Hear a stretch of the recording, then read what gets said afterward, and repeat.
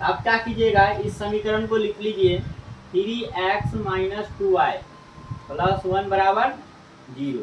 अब आप क्या कीजिए, वैल्यू रिप्लेस कीजिए। x का वैल्यू कितना दिया है, 1 दिया है, तो 3 गुने 1 कीजिएगा, minus 2y plus 1 equal to क्या होगा, 0 होगा। उसके बाद 3 से मल्टीप्लाई कीजिएगा 1 को, तो 3 आएगा, minus 2y plus 1 equal to क्या हो जाएगा, 0। उसके बाद क्या कीजिएगा, 3 1 ऐड हो जाएगा, तो क्या आएगा, 4 माइनस 2y इक्वल टू क्या होगा, 0। अब क्या कीजिएगा, 4 और 2y वाला को उसके अपोजिट साइड में ले जाए, तो RHS में ले जाइएगा, तो क्या आएगा, 2y आएगा। और क्या कीजिए, ये 2 क्या है, मतलब y के कोफिशिएंट यानी गुणांक में है, तो आप क्या कीजिएगा, इसको डिवाइड में लाइएगा, तो y बराबर कट जाएगा, ये 2 आएगा, यानी y का मान आपको इस तरीका से कितना देखने को मिला, 2 देखने को मिला। ठीक है, उसी प्रकार से हम लोग यहाँ देख रहे हैं। फिर क्या कीजिएगा, उस समीकरण को आप यहाँ ले आइएगा, लिख लीजिएगा, तो क्या होगा, 3x माइनस 2y प्लस 1 बराबर क्या है, 0 है।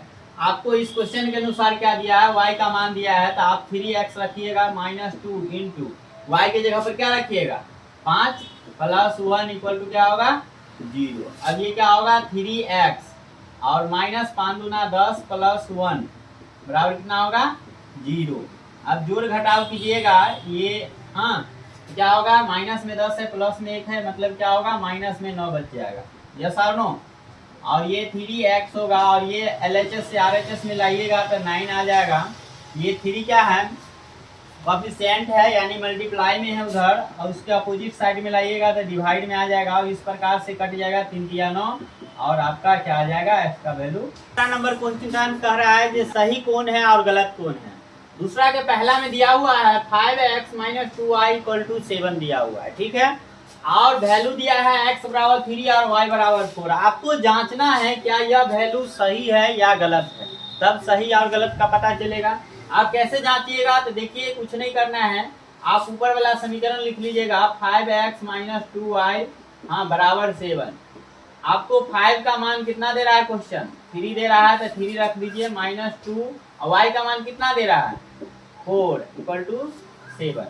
अब इसको 5 को 3 से मल्टीप्लाई कीजिएगा तो कितना आएगा, 15, और इसको क्या है, 2 से 4 को मल्टीप्लाई कीजिएगा तो 8 आएगा, बराबर 7। आप 15 में से जो क्या कीजिएगा, 8 को सब्ट्रैक्ट कीजिएगा, कितना आएगा, 7, मतलब 7 बराबर 7। इसका मतलब ये है कि ये राइट है, यानी दूसरा में कहा जा रहा है कि ax plus by plus c बराबर 0 और dx plus ey plus f बराबर 0 का एक हल होता है।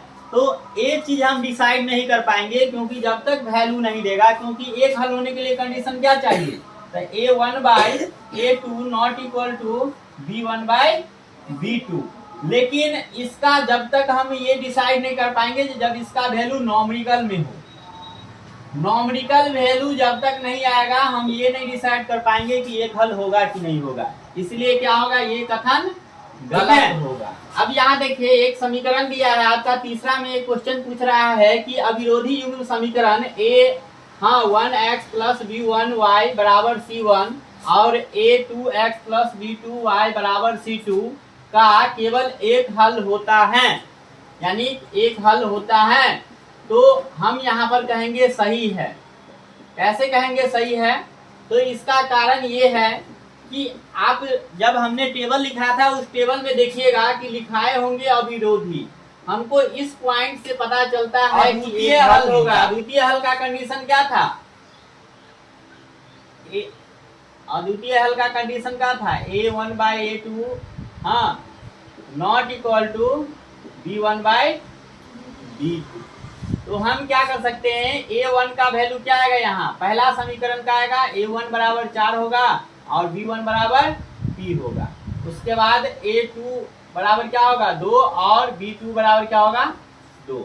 अगर इस वैल्यू को हम देखे ना चाहे तो क्या देख सकते हैं, ये a1 बाई a2 इसी वैल्यू पर रख दो, यहाँ वैल्यू एडजस्ट कर लो, तो क्या होगा, ये आपका हो जाएगा 4/2 not equal to p by 2। काटेंगे तो 2 आएगा, मतलब क्या होगा, 2 गुने 2 बराबर नहीं होगा p, ठीक है, तो 4 बराबर नहीं होगा p, अर्थात ये कह सकते हैं p, हाँ 4 के बराबर नहीं होगा। अब क्वेश्चन मुझे क्या कह रहा है, जो p 4 के बराबर नहीं होगा, इसका मतलब ये हुआ कि 4 को छोड़ करके बाकी कोई भी नंबर हो सकता है। तो 4 के अतिरिक्त क्वेश्चन पूछ रहा है, क्या 4 के अतिरिक्त कोई दूसरा हल होगा केवल एक हल के लिए? तो हम क्या कहेंगे, यस कहेंगे, मतलब हाँ सही है, क्योंकि 4 नहीं हो रहा है, बाकी दूसरा तो होगा ना अद्वितीय हल के लिए। अद्वितीय हल का कंडीशन क्या है, जब अद्वितीय हल होगा, क्योंकि कहा क्या जा रहा है, हाँ हल अद्वितीय है।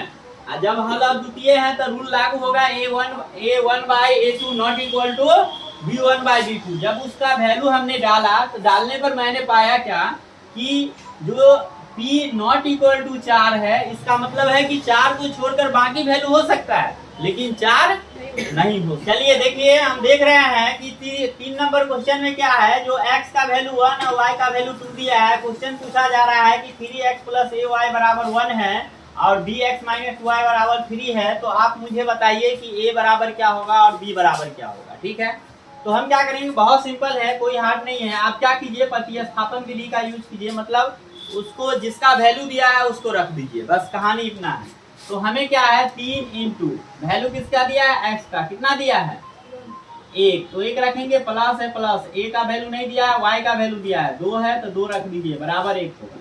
ठीक है, 3 को 1 से गुना कीजिएगा 3 आएगा, a को 2 से गुना कीजिएगा 2 आएगा और बराबर 1 होगा। ठीक है, उसके बाद क्या होगा, 2a को रखिएगा, ये LHS से RHS में जाएगा तो वह माइनस में 3 हो जाएगा। ठीक है, उसके बाद क्या होगा, a बराबर घटाइएगा तो कितना आएगा 2, माइनस में 2 आएगा, और ये क्या है भागा में है तो सॉरी ये गुना में है तो क्या होगा भाग में जाएगा, और कट के कितना आएगा आपका -1 आंसर आएगा। मतलब क्या हुआ, a का वैल्यू कितना निकल गया -1।